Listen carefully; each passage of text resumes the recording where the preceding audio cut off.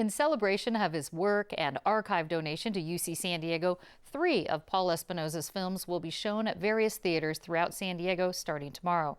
The filmmaker has made dozens of films since the 1980s and produced some of them right here while working at KPBS. Paul Espinosa, welcome back. Very nice to be here. Now, border and immigration issues are high profile right now in the nation. How much were people talking about these types of things when you were making some of your documentaries back in the 1980s? Well, I think the border's always been a topic of a lot of interest, and even at that time I would say there was considerable interest in the topic.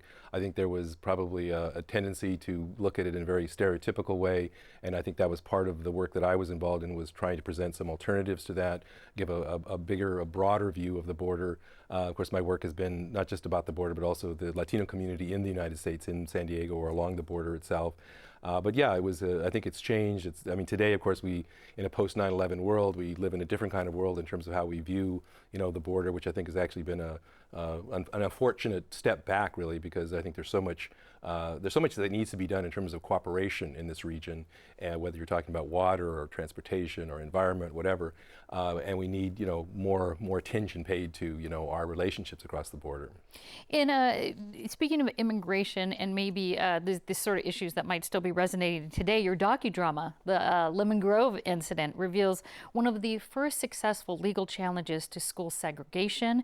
It happened in San Diego County back in 1931, your film says, long before the Supreme Court case of Brown versus the Board of Education. Let's take a look. Okay. Mexican workers contributed to the growth of Lemon Grove's industries, working in the rock quarry, the packing house, and the citrus orchards. Lemon Grove's only elementary school enrolled almost 200 students. By 1930, the fact that nearly half of these students were of Mexican heritage was a threat to some residents. For these children, the decision to build a separate Mexican school marked the beginning of a dramatic episode they would remember all their lives. So you made this film about 30 years ago. Are there issues in the film that still resonate today? Well, certainly the issue of education. I think at that time and even today, there was sort of a stereotype that somehow Latino parents weren't interested in education.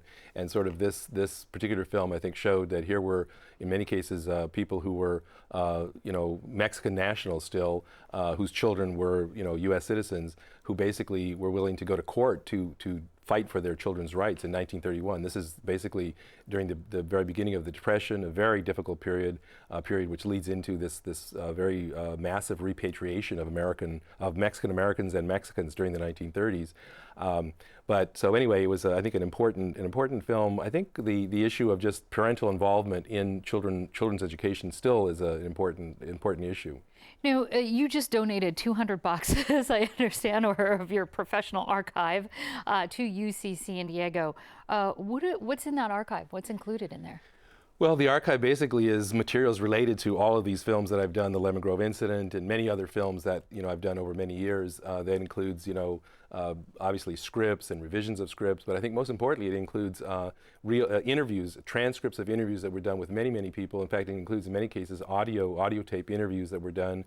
These were sort of in some cases pre-interviews that we did on films. Let's say like In the Shadow of the Law, another film that I did, was one of the first national documentaries looking at undocumented immigrants that had been in the United States for a long period of time. So we have interviews with many people. This is in the late 80s. We used that material for a particular purpose in our film, but those interviews are going to exist for other people to look at and basically get a slice of life of what was happening, at that particular moment in time. So I think it's going to be very valuable, particularly as time goes on and more people have a chance to look at it and see what's there. I think I'm extremely happy that for these papers to be at UCSD. I think they're a wonderful institution. They have the resources to manage a collection like this. So it's been a great relationship. Are you currently working on any new projects?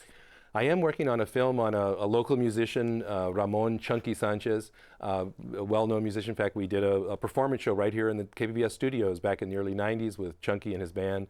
He's been around since he's been a musician since the early 70s, and it's sort of a portrait of him as an artist and sort of the evolution and development of an artist, but also look at the larger picture of the Chicano Civil Rights Movement and some of the things that happened during that time period, maybe reminding people why some of these issues are still important today. All right, Paul Espinosa, thanks so much for joining us. Great, thank you. And the Paul Espinosa Film Series starts tomorrow and runs through November 10th. It's at various locations throughout San Diego. We've got more information on our website, kpbs.org.